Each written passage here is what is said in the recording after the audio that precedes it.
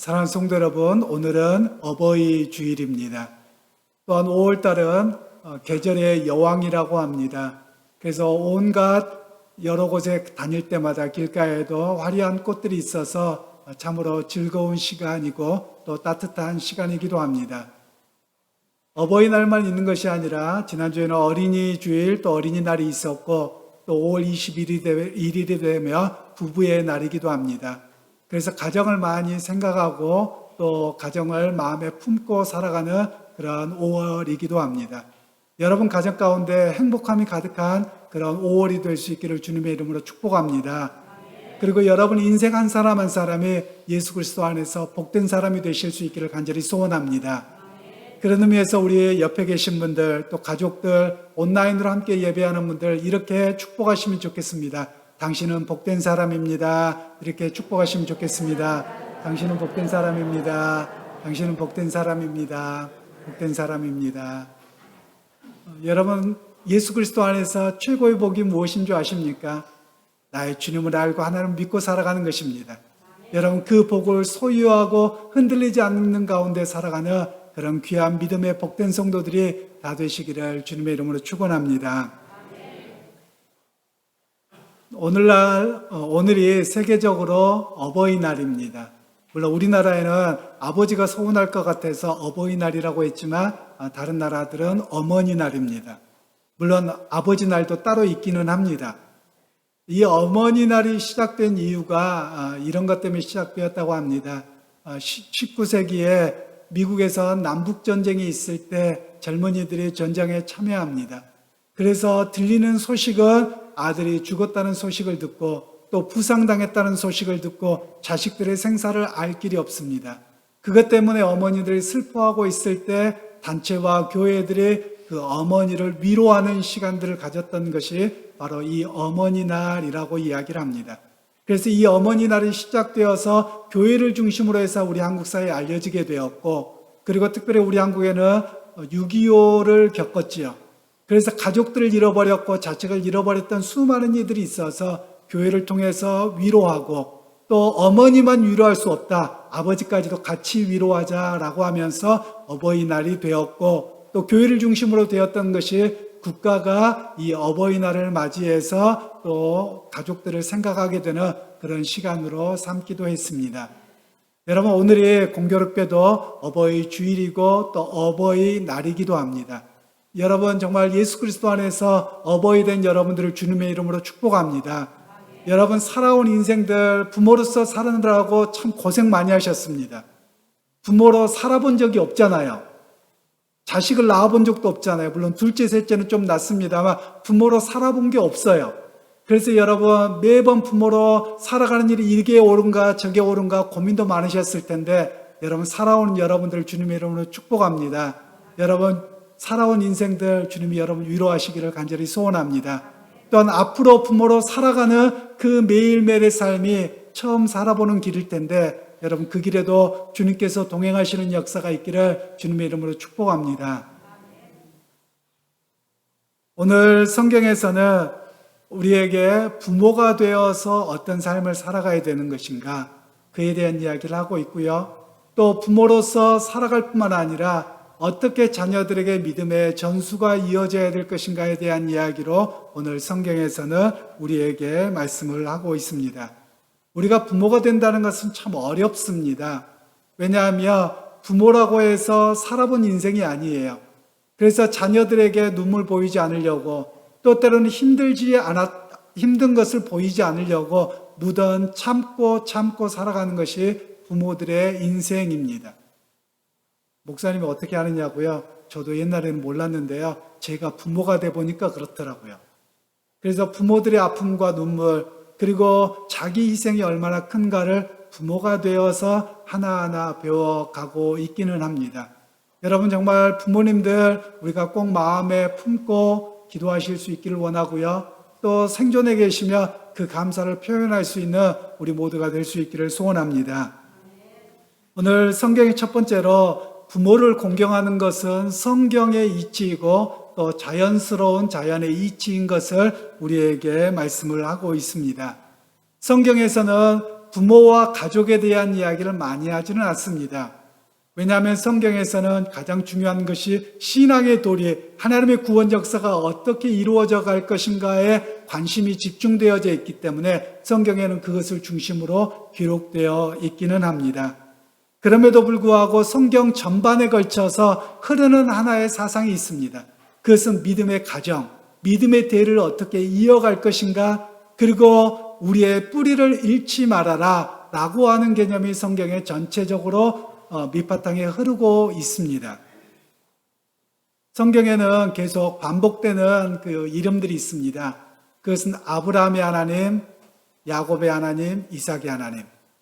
이 반복이 계속 되어지고 있어요. 그냥 우리 아버지 하나님 하면 될 것 같은데 우리 부모의 이름들을 증거하면서 내 신앙의 뿌리가 어디서부터 왔고 나의 뿌리는 어디인가를 잃어버리지 아니하도록 그렇게 이름을 끊임없이 하고 있는 것을 볼 수 있습니다.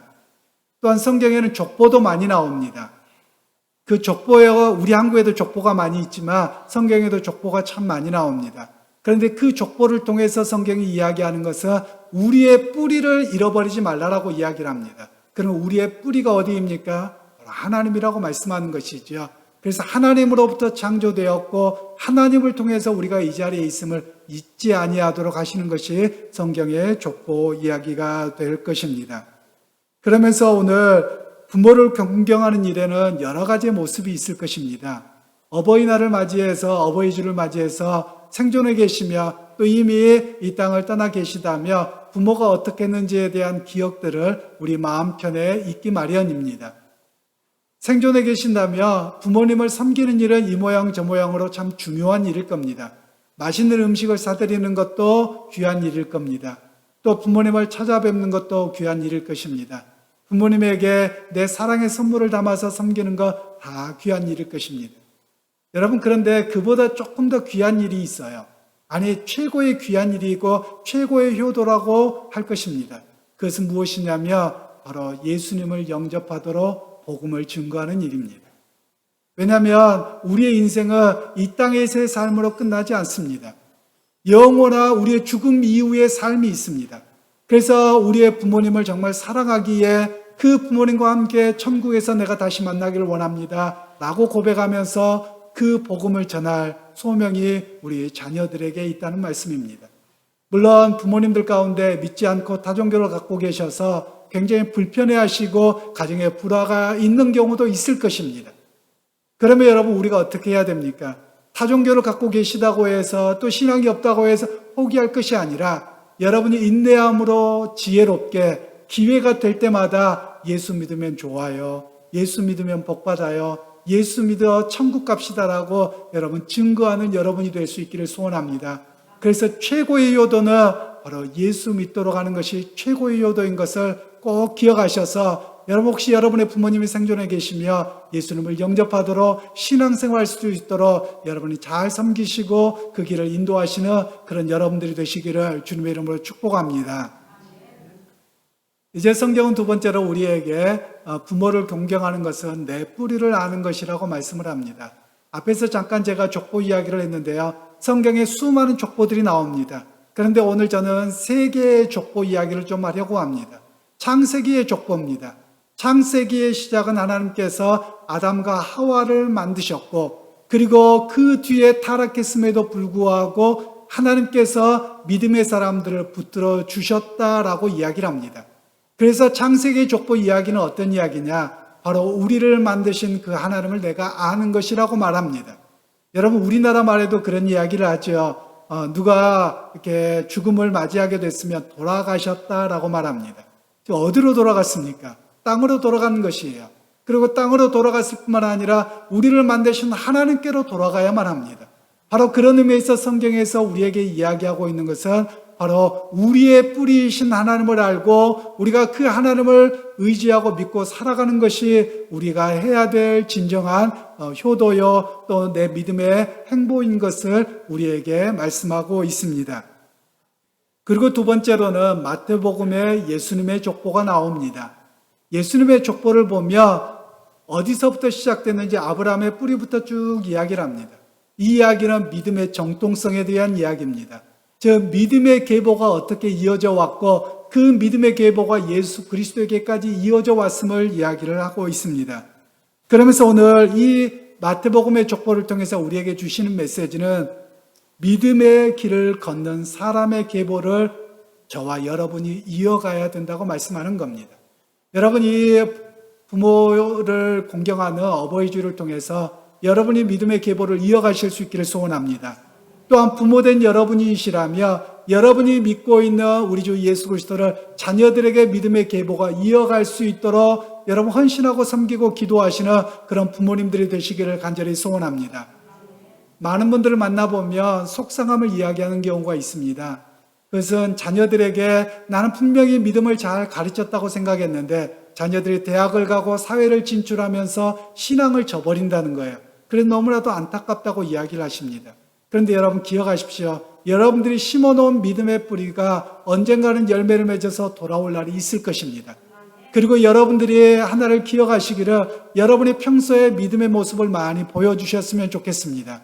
여러분이 기회가 있을 때마다 말씀을 가까이 했던 모습, 또 자녀들을 위해서 기도했던 모습을 여러분들이 보여주시기를 소원합니다.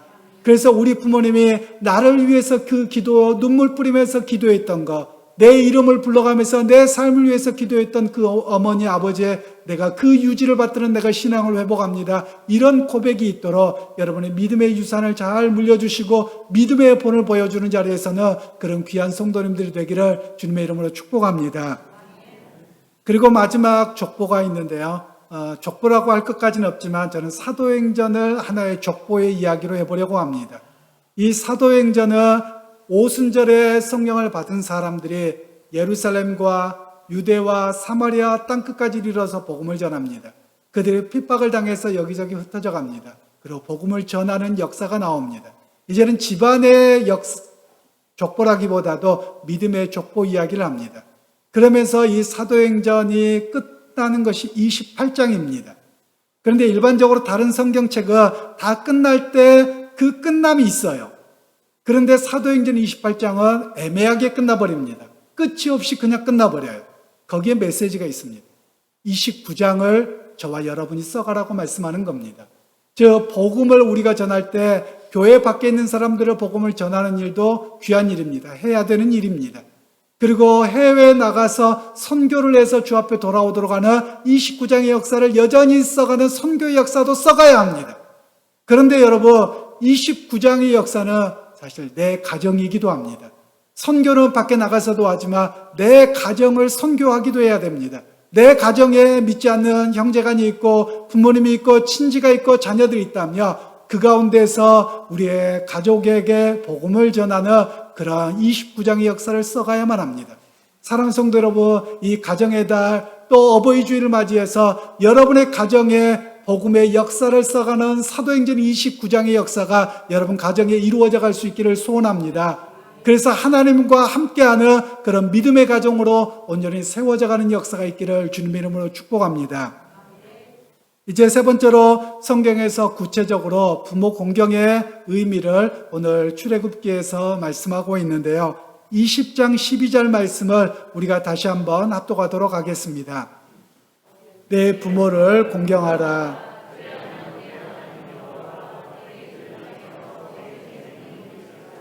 아멘. 오늘 방금 읽은 본문의 말씀은 이스라엘 백성들이 출애굽을 합니다. 그리고 시내산 앞에 이르렀을 때 모세가 시내산에 올라갑니다. 시내산이 약 2700m 정도가 된다고 하는데요. 굉장히 높은 곳이죠. 돌산입니다. 그런데 40일 동안 그가 내려오지 않습니다. 그리고 40일째가 되어서 내려올 때 하나님이 직접 써준 돌판을 2개를 들고 옵니다.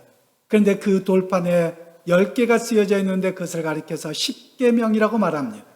계명이라는 말이 우리에게는 한자 세대가 아니어서 조금은 어려울 수 있겠습니다. 그런데 원래 의미는 이 계명이라는 말은 명령이라는 뜻입니다. 즉 하나님께서 당신의 백성에게 주신 10가지의 명령이라는 거예요. 그런데 이 10가지의 명령이 크게 두 부분으로 나뉘어집니다. 1계명부터 4계명까지는 하나님이 누구신가를 알고 그리고 우상 숭배하지 않고 하나님을 온전히 예배하는 자로 살아가라는 신앙적인 명령을 주십니다. 그러나 5계명부터 10계명까지는 우리가 살아가는 사회 공동체에서 살아가는데 그 사회 공동체에서 지켜져야 될 명령을 주세요. 그런데 그 사회 공동체 가운데 가장 먼저 주시는 것이 가정 공동체에게 주시는 말씀입니다. 그것이 5계명입니다. 그것이 지켜져야 되는데 내 부모를 공경하라라고 말씀합니다. 여기에서 공경하다라는 말은 하나님께 영광을 돌리다, 하나님께 예배하다 그런 의미와 같은 단어를 쓰고 있습니다. 여기에서 공경하다는 단어는 히브리어로 카베드라고 말합니다. 또는 카보드라고도 하는 단어인데요. 이 단어는 어떤 뜻을 가지고 있냐면 무게가 나가다라는 원뜻을 갖고 있습니다. 그럼 무게가 나간 게 뭐가 중요한데요? 라고 말할지 모르겠습니다.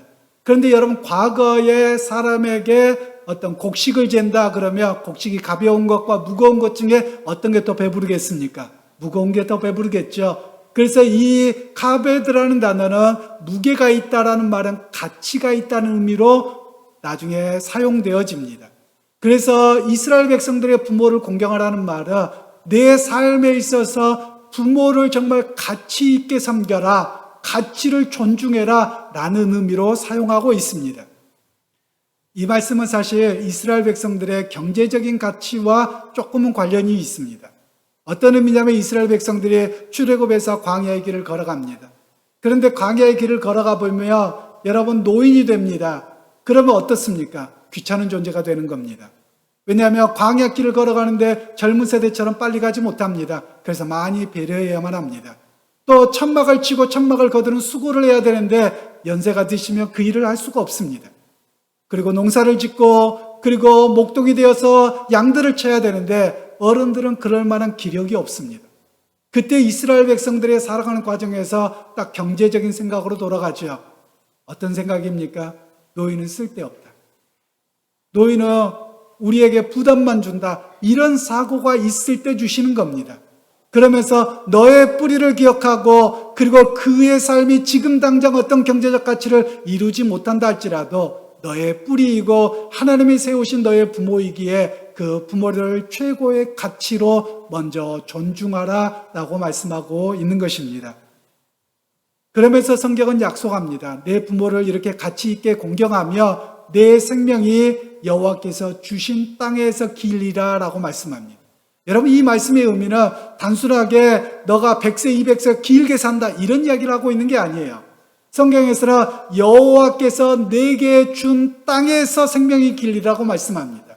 여러분 이 의미는 어떤 것이냐면요. 우리나라 어르신들은 조금은 기억하실 겁니다. 6.25 전쟁을 경험했습니다. 그러면 6.25 전쟁에서 내 삶의 터전을 다 잃어버린 분들이 계실 거예요.